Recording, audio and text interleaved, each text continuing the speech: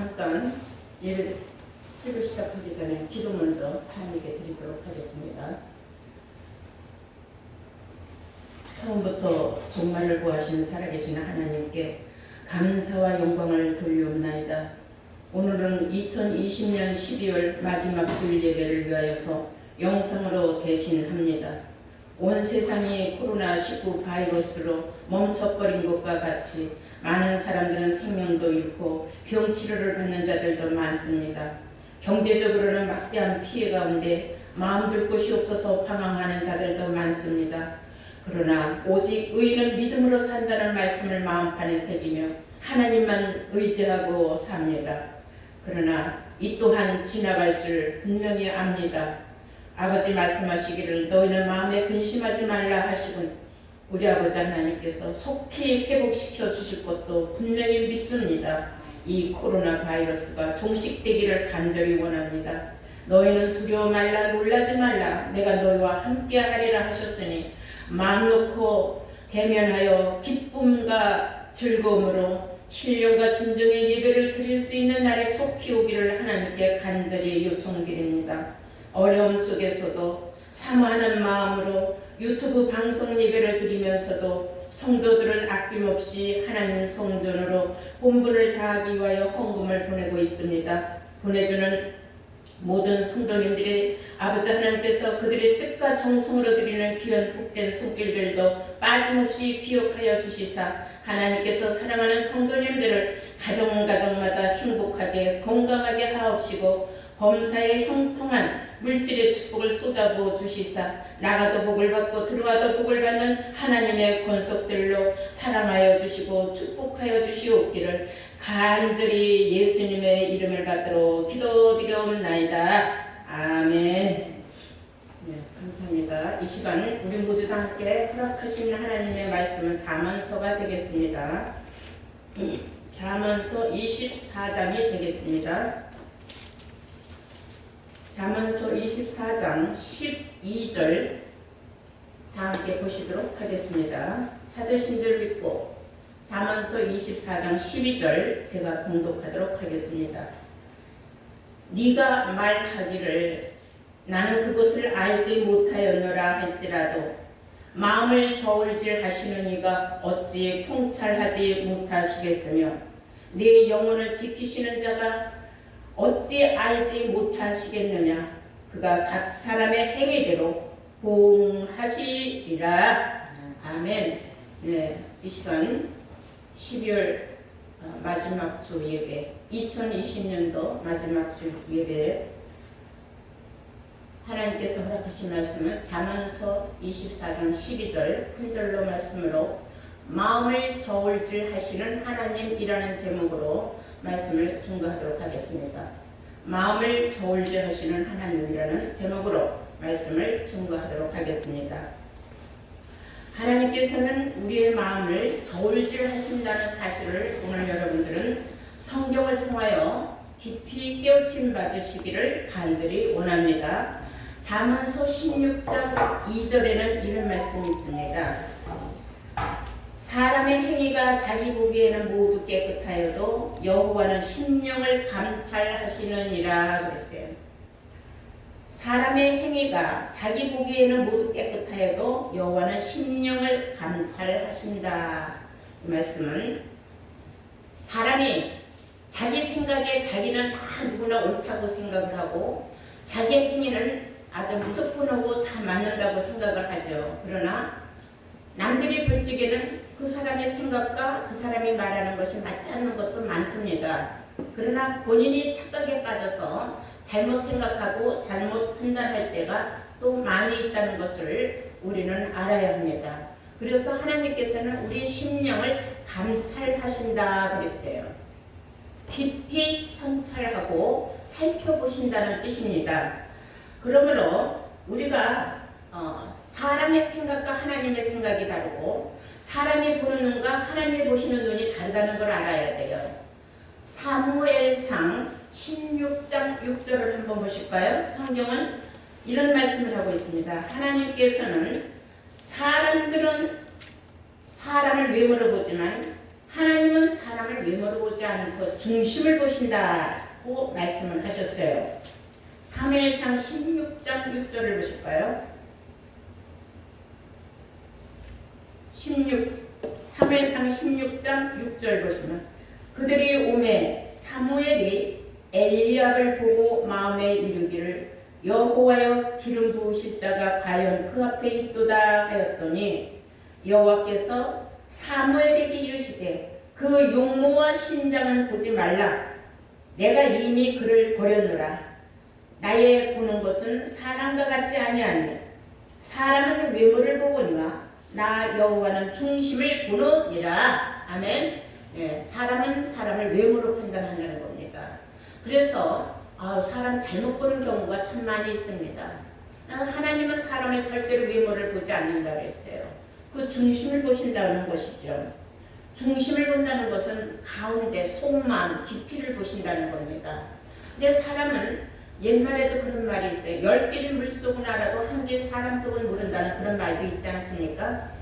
사람이 외형적으로는 참 멋있고 근사하고 화려하고 굉장히 마음도 넓어 보이고 그리고 이해심도 많은 것 같았는데 어느 날 보니까 그게 아니에요. 너무 실망스러운 면을 많이 볼 수가 있어요. 그런데 또 어떤 사람은 보기에는 별 볼 일이 없어 보이는데 그 사람이 하는 행동이나 말이나 그 사람의 결단력을 보면은 정말 참 사람이 상상할 수 없도록 우리가 사람 너무나 잘못 봤거나 저렇게 훌륭한 사람을 우리가 까딱하면 오해할 뻔했다 하고 그렇게 우리가 사람을 둘째게 외모로 얼마만큼 많이 보는지 알 수가 있습니다. 근데 우리의 믿음도 또한 마찬가지예요. 오늘 그 사무엘상 6절에서 7절까지 말씀을 보면은 처음에 하나님은 사울이라는 사람을 왕으로 세웠어요. 근데 사울은 보통 사람보다 키도 훨씬 크고 그리고 용모도 준수하고 아주 잘생겼었거든요. 그런데 그 사람을 왕을 세워놨더니 나중에 너무 사람이 변절이 돼서 교만하기가 짝이 없고 정말 하나님 보시기에 옳지 않은 행동을 많이 했어요. 그래서 하나님께서 다시 이제 왕을 세워야 되는데 그 당시에도 왕을 세우거나 선지자를 세우면 기름 부어서 세웠거든요. 그러니까 사무엘이 오니까 많은 사람들이 그러니까 이번엔 어떤 사람을 왕을 세우려나 또 잘생기고 멋있는 사람을 왕을 세울 거 아닌가 이렇게 생각을 했어요.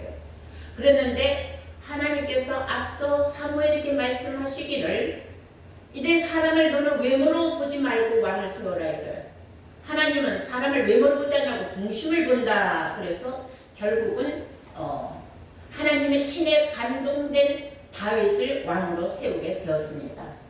중요한 것은 우리 믿음의 사람은 신에 감동이 되어야 된다는 겁니다. 근데 신에 감동되지 못하고 아주 허울 좋게 자기가 믿음이 되게 좋은 걸로만 착각을 하고 떠드는 사람들이 많아요. 믿음은 자기가 떠든다고 그 사람의 믿음이 좋다고 평가되는 건 아닙니다. 사람은 사람의 눈으로 그 사람을 바라볼 때 저 사람의 믿음이 훌륭한지 안 훌륭한지 알 수가 있는 거예요. 우리가 성경을 보면 왜 하나님은 사람의 마음을 저울질을 하시는가 궁금할 수가 많습니다. 어떤 사람은 참 믿음이 참 좋은 것 같아서 저 사람은 저 정도면 진짜 완전하게 반석위에 믿음이 선 사람이구나 하고 그 사람을 칭찬을 많이 했고 바라보았는데 어느 날 그 사람이 완전히 나락으로 떨어져서 세상 사람으로 돌변하는 걸 보고 사람들이 실망하는 경우도 많이 있습니다. 근데 어떤 사람은 항상 그 자리에 그 모양으로 별로 나타내지도 않고 드러내지도 않는데 그 사람은 좌우로 치우치지 않냐고 오직 한 길만 가고 있는 걸 봤어요. 알고 보니까 그 사람이 진짜 알맹이 신앙이었습니다. 그래서 알맹이 신앙 가진 사람과 쭉쟁이 신앙생활하는 사람하고 차이점을 우리가 나중에서 알게 돼요. 그래서 우리는 착각을 할 수가 있어요. 사람의 그 믿음을 우리는 겉만 보고 판단하지만 하나님은 외모를 보지 않고 그 사람의 중심을 보신다는 사실을 여러분들은 깨우쳐야 될 줄로 믿습니다. 고린도전서 15장에 이런 말씀이 있어요. 그러므로 내 사랑하는 형제들아 견고하여 흔들리지 말라 그랬어요. 고린도전서 15장 8절을 보시겠습니다. 찾으신 줄 믿고 제가 공독을 하겠습니다. 그러므로 내 사랑하는 형제들아 견고하여 흔들리지 말며 항상 주의 일에 힘쓰는 자들이 되라. 명령이에요. 되라. 명령입니다. 항상 주의 일에 힘쓰는 자들이 되라. 이는 너희 수고가 주 안에서 헛되지 않을 줄을 알미니라. 너희가 주의 일을 하는 것은 헛된 일이 아니다 이거예요. 거기에 대한 분명히 상가벌에 대해서 하나님의 보험이 있다는 사실을 알아야 합니다. 그런데도 사람들은 안 보는 앞에서는 주의 일을 열심히 하는 것 같고 안 보는 데서는 전혀 주의 일에 관심도 없고 그런 이중적인 생각을 가지고 있는 사람들도 우리 주위에는 많이 있다는 사실을 알아야 합니다. 가장 중요한 것은 치우치지 말고 흔들리지 말고 누가 뭐라고 해든 내가 주 앞에 충성되게 일하는 것은 사람을 위하여 하는 것도 아니고 하나님을 위하여 하는 것이다 하는 그 생각을 버리지 말고 확고한 신념으로 신앙생활을 하면서 믿음을 배반하지 말라는 것입니다. 그래서 오늘 성경 말씀에 흔들리지 말며 그랬어요. 누가 뭐라고 해도 좌우로 치우치지 말고 흔들리지 말며 항상 주의 일에 더욱이 힘쓰는 자들이 되라고 성경은 명령하고 당부하고 있다는 것을 아시기 바랍니다.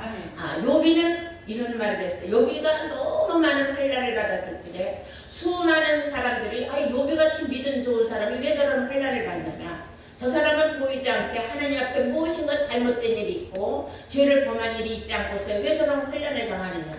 저렇게 믿음에 좋은 저런 집안이 환난을 당한다는 건 도저히 이해가 안 된다 해서 욥이를 뒤에서 사람들이 수군수군대고 가장 친한 믿음의 형제들도 욥이를 의심하기 시작을 했어요. 욥이는 정말 벗은 발목같이 뒤집어 보일 수도 없고 자기 마음을 어떻게 알려야 되겠습니까? 그러니까 욥이가 탄식하며 기도한 대목이 있습니다. 욥이가 말하기를 하나님이 저울로 내 믿음을 달아봤으면 좋겠다. 그런 기도를 한 적이 있어요. 우리 한번 욥기 31장을 보시겠어요. 6절. 욥기 31장 6절이 되겠습니다.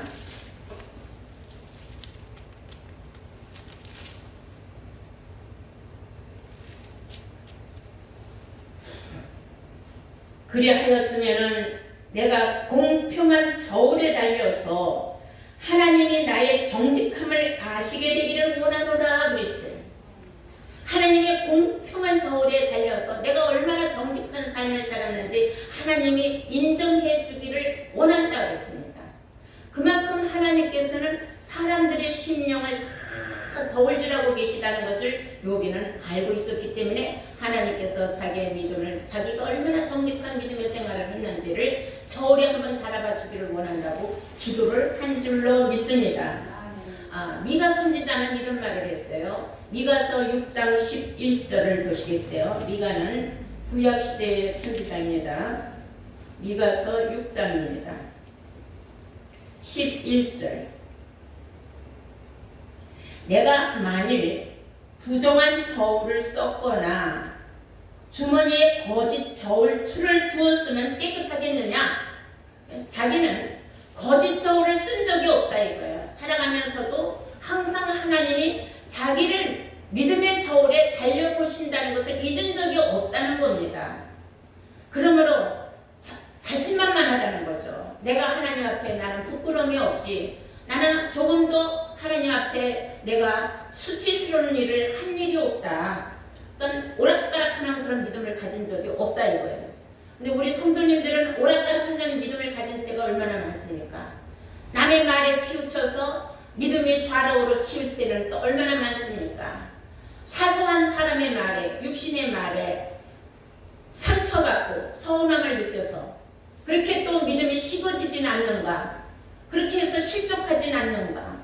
이런 것을 우리는 한번 생각할 때에 사람의 마음을 저울질하시는 하나님이 내 중심을 보시니 나는 떳떳하다 이런 생각을 할 수 있는 미가와 같은 그런 마음을 갖는 여러분들이 되시기를 바랍니다.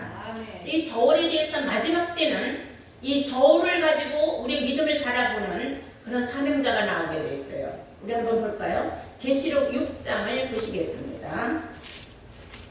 계시록 6장 5절이 되겠습니다. 세 번째 인을 떼실 때에 그랬어요. 셋째 인을 떼실 때에 내가 들으니 셋째 생물이 말하되 오라 하기로 내가 보니 검은 말이 나오는데 그 탄자가 검은 말을 탄자는 흑마 탄자를 말하는 거예요. 그 검은 말이 나왔는데 그 검은 말에 탄자가 있더라 이거예요. 그 탄자가 손에 저울을 가졌더라 그랬어요. 뭘 가졌다 그랬어요? 저울을 가졌다고 한 줄로 믿습니다. 그럼 흑마 탄자는 왜 저울을 가졌으며 이 저울은 무엇에 쓰려고 가졌는가 우리는 알아야 됩니다. 이 성경은 예수 안 믿는 사람들하고는 관계가 없는 거예요. 예수 믿는 사람들에게 해당되는 말씀이라는 것을 여러분들은 깊이 깨우침 받아야 될 줄로 믿습니다. 흑마 탄자는 왜 저울을 가졌으며 그 저울은 도대체 무엇에 쓰는 것인가? 저울이라는 것은 물건의 무게를 달아볼 때에 쓰는 거죠. 예를 들면 장사들이 저울을 많이 씁니다. 저울을 속이는 장사도 있고 저울을 속이지 않는 장사도 있습니다. 그리고 그 저울의 무게에 따라서 가치가 정해지는 겁니다. 그러면 하나님은 종말에 왜 흑마 탄자를 통하여서 그의 저울에 우리의 믿음을 달아보시려고 하셨는가 우리는 생각해 보지 않을 수 없는 겁니다. 자, 우리가 먼저 한번 로마서에 어떤 말씀이 기록되어 있는 걸 알아보겠어요. 로마서 8장 5절을 보시겠어요? 로마서 8장 5절을 보시면은 육신을 쫓는 자는 육신의 일을 영을 쫓는 자는 영의 일을 생각하나니 육신의 생각은 사망이요 영의 생각은 생명과 평안이니라. 육신의 생각은 하나님과 원수가 되나니 이는 하나님의 법에 불복지 않을 뿐만 아니라 할 수도 없습니다. 육신에 있는 자들은 하나님을 기쁘시게 할 수 없느니라. 아멘. 육신의 생각으로 항상 가득 차 있는 사람들은 전혀 하나님을 기쁘게 하는 신앙생활이 아니라는 거예요. 자기 기분에 따라서 신앙생활하는 거지. 그래서 그 5절에 보면은 육신을 쫓는 자는 육신의 일만 생각하고 영을 쫓는 사람은 영의 일만 생각한다. 다시 말해서 자기의 생각이 항상 육신에 사로잡혀 있는 사람은 육신의 생각밖에 할 게 없다는 거예요. 모든 걸 판단도 육신으로 판단을 한다는 거죠. 그러나 영의 생각을 하는 사람은 육신으로는 좀 부족하지만은 항상 영의 일을 먼저 생각하는 사람이다. 그럼 결론적으로 어떻게 달리느냐? 저울에 달아봤을 때 육신의 생각을 하는 사람과 영의 일을 생각하는 사람과 저울에 달아보면 판약에 이제 결과가 나오겠지요. 예, 6절에 보니까 육신의 생각은 사망이에요. 결론적으로 육신의 생각을 하면 사망이다 이거예요. 무게가 육신의 무게로 확 내려간다. 영의 생각은 가벼워서 확 올라간다. 그건 결론적으로 사망이다 이거예요. 그러나 영의 생각은 생명과 평안이니라. 영의 생각은 생명과 평안이라고 한 줄로 믿습니다. 아멘. 육신의 생각은 하나님하고 원수가 되는 건데 맨날 예수를 믿어도 세상 일로 기복적인 신앙생활 어떻게 하면 하나님이 나한테 사업이 잘 되고 장사가 잘 되고 돈도 많이 벌고 이번에 땅을 좀 더 잘 살고 부동산이 더 많이 올라가고 이런 생각만 하면서 그런 것으로만 하나님 앞에 기도하는 사람 그런 사람을 기복적인 신앙생활이라고 해요. 우리는 그런 신앙생활을 하려고 예배를 드리고 하나님을 믿는 건 아닙니다. 내 영혼이 잘 되어서 건강하고 내가 정말로 평범하더라도 진리를 깨달아 행복함을 깨닫기 위하여서 또한 천국 가는 길을 내가 얻기 위하여서 예수 믿는 믿음의 생활을 하는 것인 줄로 믿습니다. 아멘. 그래서 육신의 생각에 사로잡혀 있는 사람은 결국은 끝에 가서는 구원이 아니라는 거예요. 생명도 못 얻고 평안도 못 얻고 마음은 항상 공중에 떠 있다는 겁니다. 이런 것을 생각할 때에 우리가 어떤 생각을 하느냐 하나님의 생각을 하느냐 자신의 생각만 하느냐 이런 걸 한번 우리는 깊이 생각해 볼 필요가 있는 줄로 믿습니다. 네, 잠언서 16장 다시 한번 보면은 이런 말씀이 있어요. 우리 아까 보았던 말씀입니다. 잠언서 16장 1절부터 보시겠어요. 보시면은 마음의 경영은 사람에게 있어도 말의 응답은 여호와께로서 나느니라. 사람의 행위가 자기 보기에는 모두 깨끗하여도 여호와는 심령을 감찰하시느니라. 그 속까지 들여다보고 계신다 그 말이에요. 너의 행사를 여호와께 맡겨라. 그리하면 너의 경영하는 것이 이루리라. 아멘. 모든 걸 하나님 앞에 맡겨버리고 육신의 생각에서 벗어나질 못하고 항상 근심하고 걱정하는 그런 우매하고 어리석은 생각을 버려라 이거예요. 성경에도 그런 말 있지 않습니까? 너 염려를 다 주께 맡겨버려라 그랬어요. 네가 염려한다고 키가 한 치나 더 자라겠느냐? 우리가 염려해서 모든 문제가 해결이 된다면 하루 종일 앉아서 이 근심 걱정 염려만 하겠죠. 그러나 그렇게 해서 일이 해결되는 건 아니라는 거예요.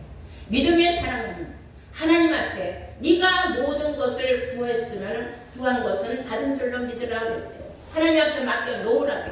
그러면 이루어진다고 한 줄로 믿습니다. 아멘. 이런 말씀을 보고도 읽고도 깨닫지 못하는 우매한 사람들에게 다시 한번 지적하는 말씀이 있어요.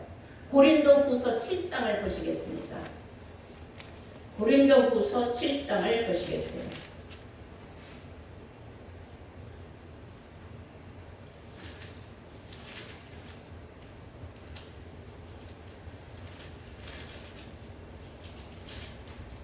다 찾으신 줄 믿고 10절부터 제가 봉독을 합니다. 하나님의 뜻대로 하는 근심은 후회할 것이 없는 구원에 이르게 하는 회개를 이루는 것이요. 세상 근심은 사망을 이루는 것이니라 그랬어요. 근심을 하되 어떤 근심을 하느냐? 하나님께 대한 근심을 한다는 것은 영의 근심이죠.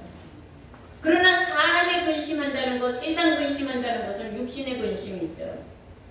이왕 근심하려면 하나님의 일을 어떻게 하면 내가 믿음이 더 좋아질까? 어떻게 하면 내가 하나님 앞에 더 바로 서 있는 믿음 생활을 할까? 어떻게 하면 내가 하나님이 원하는 참 그리스도인이 될까? 이런 생각을 하면서 자기의 부족함을 깨달아서 하나님 앞에 간절히 채워지기를 원하고 바라는 그런 근심을 하는 사람은 구원을 받을 수 있겠지만은 교만하고 자만하여서 자기의 믿음을 이만하면 됐다 생각을 하는 사람들 위험한 생각입니다. 그래서 성경은 말하기를 세상 근심은 사람을 이루는 것이다. 사망을 이루는 것이다. 세상 근심, 육신의 근심은 결론적으로 해결도 안 될 뿐더러 사망밖에 얻을 게 없다 이거예요. 그것이 바로 로마서에 말한 거고 맥락이 맞는 말 아닙니까? 영의 생각은 생명과 평안이요 육신의 생각은 사망이라고 하지 않았습니까? 이왕이면은 우리는 하나님의 일을 내가 어떻게 하면 좀 더 하나님 앞에 가까이, 내가 하나님 앞에 좀 더 충실되이, 내가 어떻게 하면 좀 더 주의를 확고하게 흔들리지 않고 할 수 있는가, 이런 깊이 있는 생각을 하는 여러분들 되시기를 바랍니다. 사람이 교만하면 안 되는 겁니다. 다니엘서에 보시면은 이런 말씀이 있어요. 벨사살 왕이 자기 아버지 느부갓네살이 죽은 후에 왕이 되어가지고 귀인들 1000명을 모아놓고 파티를 했습니다. 잔치를 크게 열었어요. 그런데 그때 손가락이 하나 왕 맞은편에 나타나서 글씨를 쓰는데 얼마나 왕이 물뼈가 녹아 내려갈 정도로 무서웠고 두려웠고 겁이 났던지 그냥 주저앉아 버렸어요. 저 글이 무슨 글이냐? 저 글을 누가 좀 해석할 수 있겠느냐? 하고 왕이 그냥 부들부들 떨면서 나자빠질 때 다니엘이 와서 그 글을 해석을 합니다. 근데 뭐라고 말하는지 압니까? 우리 한번 다니엘서 5장을 보시겠어요? 다니엘서 5장